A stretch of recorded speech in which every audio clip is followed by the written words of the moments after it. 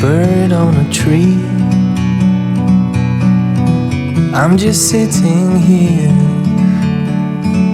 I got time. It's clear to see from up here. The world seems small.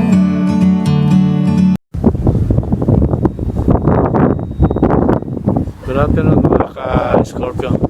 Nandito ako ngayon sa aming plant site.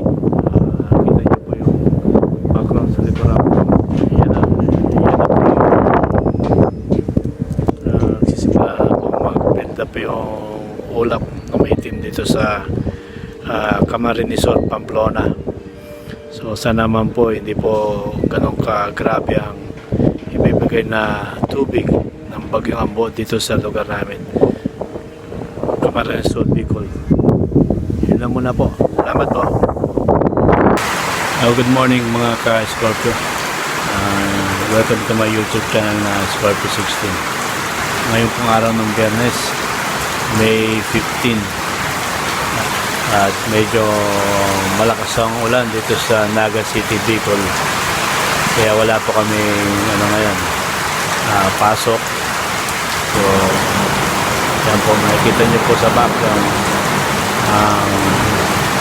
medyo makulimlim at maulan, mahangin na panahon dito sa amin.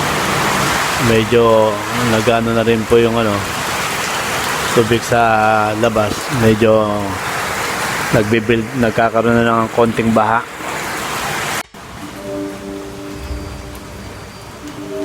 Ito na po yung status natin dito sa Naga City. Medyo wala na po yung yung Bagyong Ambo. Nasa parting Quezon na po. Pasalamat tayo sa Panginoon dyan sa lumis po yung yung Bagyong Ambo. So ingat po tayo lagi, stay safe, stay home po pagka may mga ganitong klase ng bagyo. At God bless us all. Mabalos po.